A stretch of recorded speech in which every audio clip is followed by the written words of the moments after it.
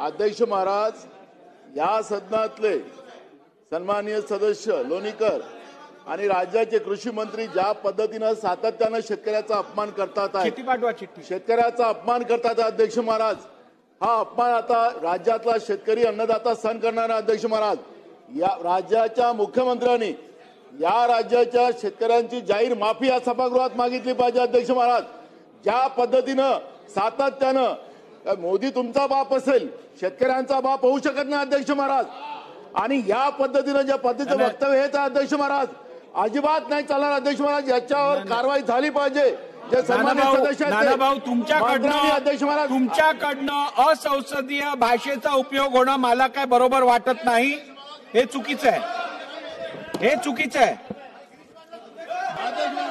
हे चुकीचं आहे, चुकीचं आहे। सभागृहाची बैठक 5 मिनिटांसाठी स्थगित केली जात आहे। अध्यक्ष महोदय,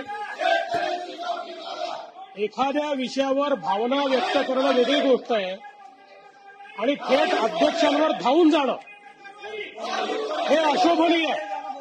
अशा प्रकारे अध्यक्षांवर जणू काही अध्यक्षच दोषी आहे अशा पद्धतीनं अध्यक्षांवर धावून जाणं हे या सभागृहात आम्ही पहिल्यांदा पाहतोय। लोक वर गेले नाही तसं नाहीये, पण ही पद्धत कुठली आहे की अध्यक्षांच्या अंगावर धावून जायचं? ही पद्धत योग्य आहे, अतिशय अयोग्य पद्धत आहे। अध्यक्ष महोदय, नानाभाऊ हे स्वतः अध्यक्ष राहिले, अध्यक्ष राहिलेल्या व्यक्तीने अशा प्रकारे अध्यक्षाच्या अंगावर धावून जाणं हे योग्य नाहीये।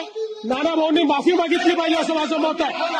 नानाभाऊंनी माफी मागितली पाहिजे, त्यांनी माफी मागितली पाहिजे अध्यक्ष महोदय।